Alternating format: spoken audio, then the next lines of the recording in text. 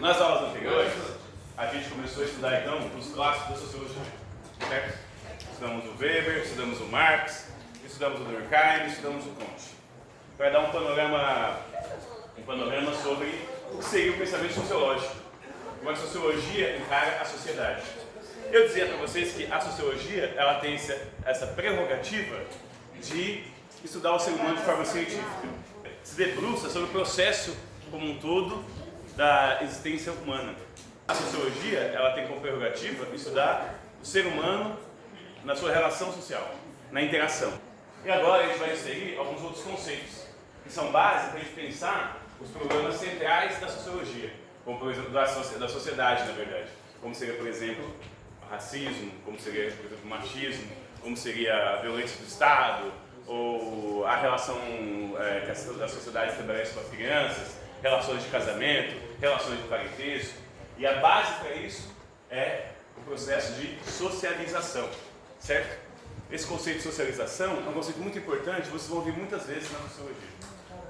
E é um elemento que é muito cobrado quando cai nas provas, quando você vai discutir questões sociais nas provas.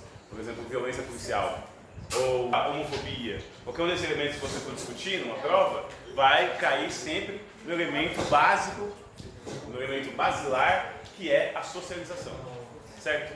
A princípio, a gente tem que pensar que cada pessoa toda pessoa nasce dentro de uma cultura, certo? O ser humano não existe por fora de uma cultura. O ser humano é um animal social, né?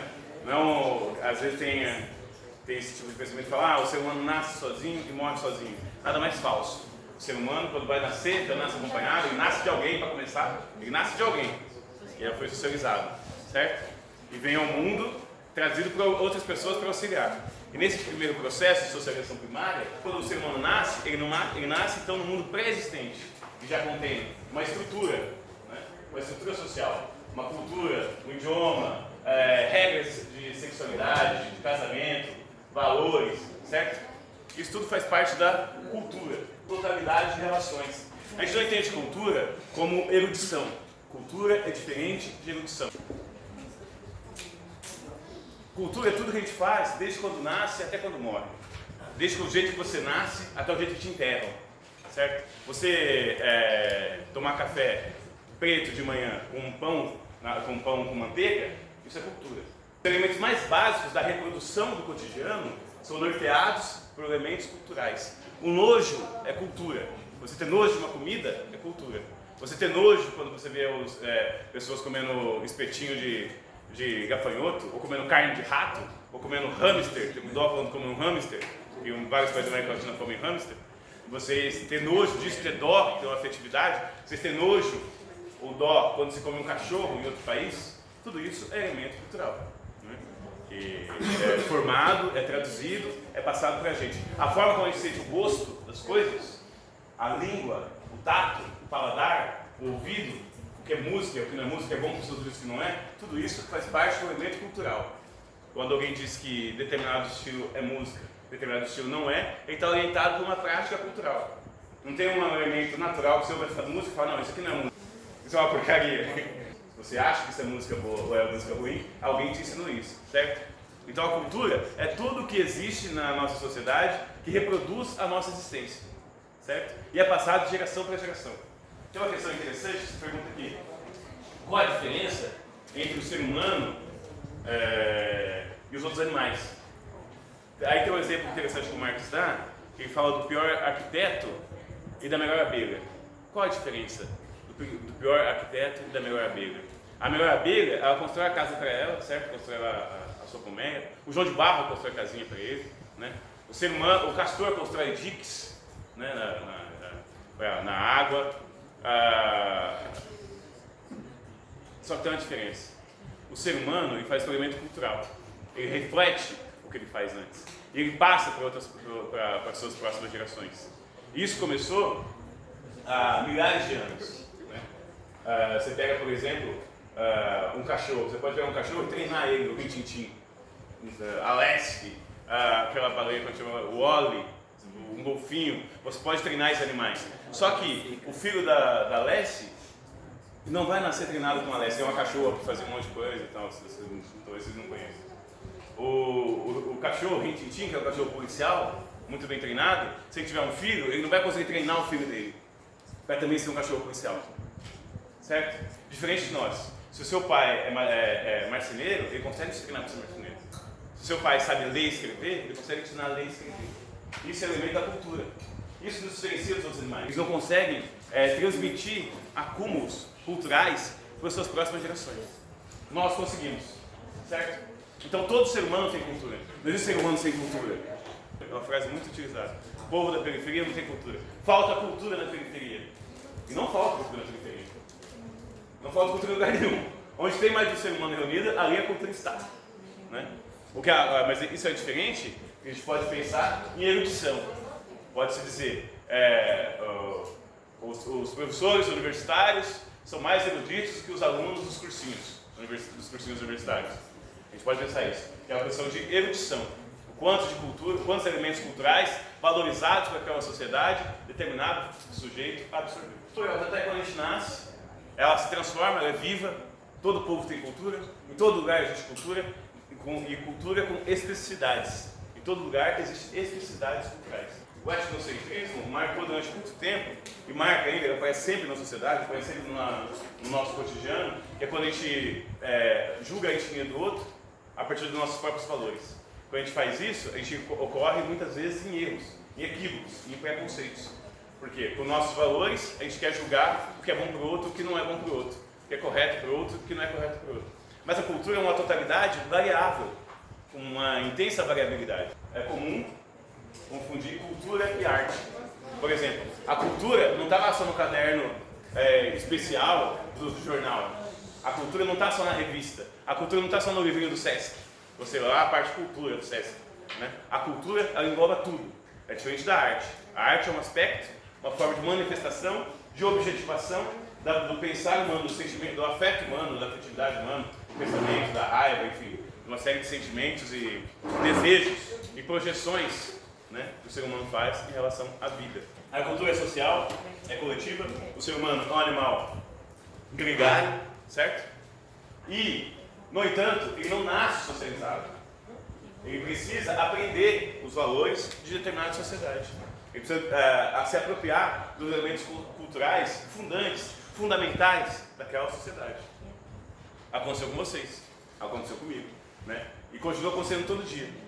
E aí, um debate interessante é que o mundo dos outros, quando a gente é criança, a gente nasce, o mundo que a gente vê, que se depara, não é o nosso mundo, a princípio. Porque é um mundo que você não entende. Você não entende porque o seu pai sai para trabalhar e fica horas desaparecido. E depois ele volta no final do dia. Ou o que a sua mãe faz, as atribuições dela, né? Tem até um debate que nos primeiros meses de vida da criança, ela acha que é uma só com a mãe. E que a mãe existe só por causa dela. A mãe existe porque ela quer que exista. O bebê quer que a mãe exista. Então ele acha que ele cria a mãe. Que ele cria os pais. Né? Porque está numa forma de simbiose que ele não entendeu que são coisas diferentes ainda. E vai entender ao longo do processo. E esse mundo dos outros, o mundo dos adultos, torna-se o seu mundo. O que quer dizer isso? Quer dizer que as questões externas, o mundo externo, tudo que existe fora, acaba ganhando uma projeção interna. Tem as coisas que a gente chama de uma relação objetivo e subjetivo. Por exemplo, para você ter na sua cabeça o conceito de cadeira, você tem que ter uma ideia, apropriar ela e passar na sua cabeça. Eu falo para você, pensa numa cadeira, você vai pensar numa cadeira. E tudo que eu disser agora, vocês vão pensar. Pensa num circo. Pensa numa bicicleta. Tá vendo? A gente tem os mesmos elementos objetivos, concretos, e um mundo subjetivo comum. Né? Esse mundo comum é parte do que é a cultura. Certo? E nesse processo, você vai formando a sua identidade. E a identidade, então, é marcada por esses dois aspectos. Tanto pelo aspecto subjetivo, objetivo, interno e externo. Quando você está na sociedade, você vai receber todos esses estímulos externos, vai formando esse mundo na sua cabeça, vai construindo essa realidade na sua cabeça, com as regras, com o que pode, o que não pode, com os valores, o que se pode gostar, o que não se pode gostar. O lugar onde você nasce, a sociedade onde você nasce, o bairro que você nasce, vai te ensinar a gostar de algumas coisas mais e outras menos. Certo? E até entender umas coisas mais, outras menos. E também um mundo coletivo, que de certa forma também, você não pode ter um mundo subjetivo seu, que é só seu. E aqui a gente divide a socialização em duas partes. A primeira sendo a socialização primária e a outra parte a socialização secundária. A primeira socialização é feita pela família. E não só pela família, não só porque é familiar, mas é marcada por afeto. Como a criança ela tem essa projeção no adulto, ela, nos pais, é guiada por esses pais e vê eles o tempo todo, acaba tendo uma relação de confiança maior e de afeto maior. Então, essa relação familiar vai moldar as bases estruturais do pensamento. Inclusive, é muito difícil a gente conseguir depois de adulto, hoje que vocês já têm mais de 20 anos, ou em torno de 20 anos, imagino, vocês devem ver, cada vez vocês conseguem ver mais a personalidade dos seus pais e de vocês. Mesmo que vocês neguem algumas coisas, mesmo que você antes não queria parecer com seus pais, ou mesmo que você seja muito diferente deles, inclusive, porque a personalidade ser totalmente repetida é praticamente impossível. Mas, mesmo negando os seus pais, você vê que tem vários elementos estruturais que são relativos aos seus pais. Você fala, nossa, estou falando igual meu pai. Nossa, estou falando igual minha mãe. Pode falar. Você acredita que um ser humano nasce bom e a sociedade corrompe, ou um ser humano é bom por natureza? Ah, ótima pergunta. Esse é um debate muito importante, que ele vem do Hobbes e do Rousseau, dos fundamentalistas. O Hobbes via isso, que o ser humano era um ser egoísta, e que ele nascia mal, né? E por ele ser mal, tinha que ter o Estado, tinha que ter repressão, tinha que ter uma série de regras, leis, para controlar a maldade interna do ser humano.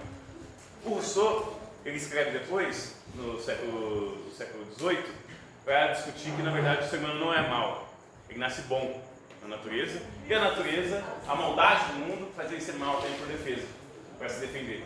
Mas veja, o Rousseau é oposto ao Hobbes nesse aspecto, porém, o que acontece? No final ele concorda que o ser humano é ruim, não é? Ele nasceu bom, mas ficou ruim, então, na verdade, acaba tendo uma convergência ali. Mas, entre o nascer bom e nascer ruim, tem a teoria do Marx. O Marx tem uma nova teoria, ele vai dizer que o ser humano, ele nasce nem bom nem ruim. E tem tudo a ver com o que a gente está vendo aqui. O ser humano nasce sem nenhum aspecto ideológico, sem maldade nem bondade, e ele vai se construindo na relação. Se ele tiver uma relação, uma posição que valoriza a solidariedade, ele tende a ser uma criança, um adolescente, um jovem e um homem mais solidário. Se ele for criado numa sociedade ou numa família que preza pelo individualismo, egoísmo, violência, né, destrato, que é uma família... Vejam só, os tipos de homens que não têm coragem de demonstrar afeto. Vocês devem ter visto já. Um pai, um tio, um avô de vocês, que não tem por hábito de demonstrar afeto. E isso, às vezes, influencia em vocês também. Falam, eu tenho dificuldade de abraçar o meu irmão porque o meu pai não me abraçava. Então, eu chego e falo, oi, beleza? O homem tem um jeito diferente, meu pai tem um jeito diferente de demonstrar afeto. Ele me dá um presente. Mas ele não vem conversar comigo quando eu estou triste. Mas ele não me dá um abraço. A forma de demonstrar afeto é outra, que não é do contato. Isso tende a passar para a gente. Mas aí que tá, não é determinante. Você está na relação, você escolhe. Alguns elementos você vai reafirmar, outros elementos você vai negar. Mas tudo que acontece aqui na sua seleção primária tende a ficar latente, ficar dentro de você para sempre. Para sempre. Você nunca vai se livrar das suas experiências com seus pais. Nunca. Mas você não é obrigado a seguir nada do que aconteceu, nem reproduzir nada. Inclusive, por exemplo, crianças que viu muita violência na infância. Às vezes viram pais e mães super carinhosos, porque não querem reproduzir aquele ciclo. E isso gera um corte naquele ciclo, né? Uma interrupção do ciclo. Mas, no geral, tende a carregar esses elementos. Então, estou dizendo aqui que não, né? Que eu não concordo, nem que é bom nem que é mal. Eu digo que se constrói na relação, né? Não é você é filho do seu pai, o serial killer, você vai ser um serial killer. O Rousseau tenta se contrapor a essa via de encarar todo mundo como inimigo. Porque tem uma coisa a ver com a política. Por exemplo, o Hobbes, ele vai ter que o ser humano é mau, né? Por natureza. Homem é o lobo do homem, homos os homos. Então, ele tem que projetar o governo em uma autoridade maior, que é o rei, que é o monarca. Né? Tal, vai para fora. O Rousseau tem uma visão diferente. Ele vai dizer como o ser humano tem essa natureza boa, ele pode se auto-organizar. E ele defende a república da mão levantada. Cada pessoa um voto. Democracia direta, universal. Enquanto o Hobbes não defende a democracia. A linhagem do rei é consanguínea. Entende? Então está descolado as duas coisas. Para o Hobbes, o ser humano não pode se auto-organizar porque ele se destrói. Ele vê o outro como inimigo, ele é predatório, né? E para o Rousseau, o ser humano pode ser solidário, então ele pode se auto-organizar em comunas, com voto direto, tal. Então, desde pequeno, a gente tem que aprender a ser membro da sociedade. Você não nasce já com uma programação de DNA pronta para você já se enquadrar na sociedade, encontrar papéis e tal. Alguém tem que te socializar, alguém tem que te ensinar o idioma. No caso, seus pais te ensinaram. Alguém tem que ensinar você a ficar em pé, andar em pé. No começo você não consegue andar em pé. Seu pai anda lá, você segura sua mão, tal, lá. Tudo isso é parte da socialização. E os adultos, eles são os guias. E por ser os guias, esse guia que os adultos fazem, não é neutro também. Né? São os pais que vão te passar os padrões. Por exemplo, às vezes se você tiver pais racistas, você naturalmente vai fazer algumas piadas racistas e você não vai perceber. Sabe? O seu padrão de escolha de namorado e namorada vai ser guiado pelo padrão racista e você não vai perceber. Por exemplo, quando vocês conversar com os namorados de vocês, pensa quantas vezes namorou uma pessoa da cor diferente da sua. Todos nós reproduzimos elementos do racismo, em determinada medida. Alguns mais, outros menos. Alguns com crise, outros sem crise. Por exemplo, eu nunca namorei uma pessoa negra. Aí você fala, eu nunca namorei, mas que coisa, né, meu? Olha só, como é que eu estou reproduzindo esse padrão. E você vê como é problemático, sabe? E a gente tem orgulho de praticar o racismo, de praticar a homofobia, de praticar uma série de coisas. E você acha mesmo. Então eu acho que tem uns elementos diferentes. Tem níveis de você ser racista, ser machista, É um racismo estrutural. Mas, por quê? Porque assim, é um modelo que coloca na nossa cabeça, desde pequenininho, que o que é o padrão? O padrão de beleza é um padrão tipo americano. É o rosto quadrado, a pele clara, olho claro, uma certa estatura, certo? Um certo tipo físico, né? É um padrão que você não percebe. E aí os modelos que você vai ter desde criança, os filmes da Disney, os seriados, tudo que você vai vendo, vai repetindo sempre o mesmo padrão. Os heróis, os atores principais, os mocinhos, eles vão ser sempre aquele mesmo padrão. Então você entrar nas redes de streaming e ver lá, vai ver que os padrões são sempre os mesmos. Por isso que é tão importante a diversidade, né, quando se trata da questão da arte. Exatamente. Uma coisa que me irrita muito nos streamers, quando eu assisti um filme, todo filme é uma imensa, gigantesca apologia à violência policial. E aquele policial que não respeita regras, sabe? O policial que, não sei o que, não tem direito de nada, chega e mete o pé na porta. Todos os filmes hollywoodianos é a mesma coisa.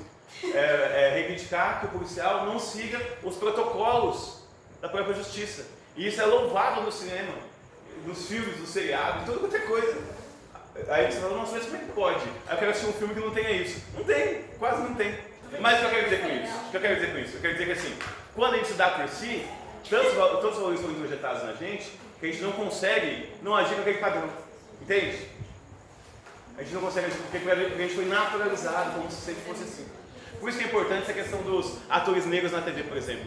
Porque você tinha, até pouco tempo atrás, os atores negros só apareciam como escravo, papel de escravo e de empregador doméstico.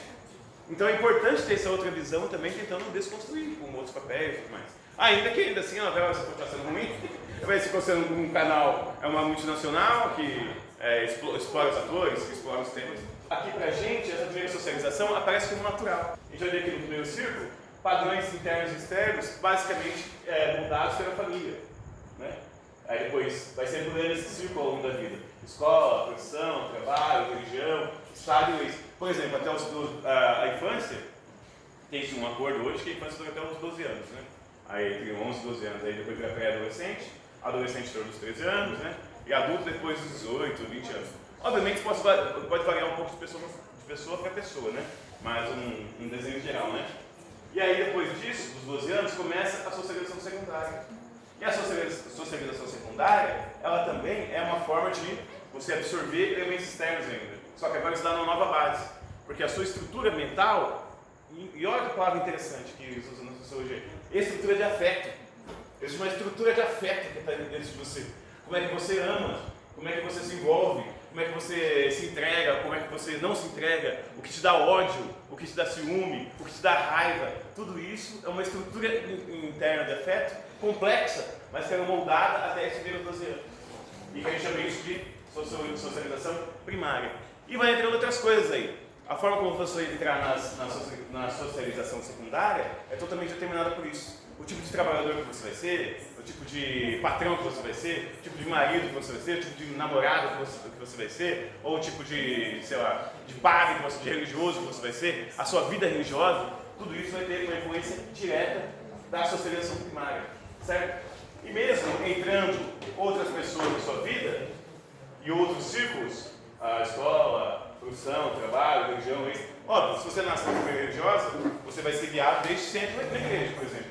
Mas, você vai ser guiado, levado por outra pessoa. Quando você entra na socialização secundária, você vai escolher a sua religião. Aí a coisa muda.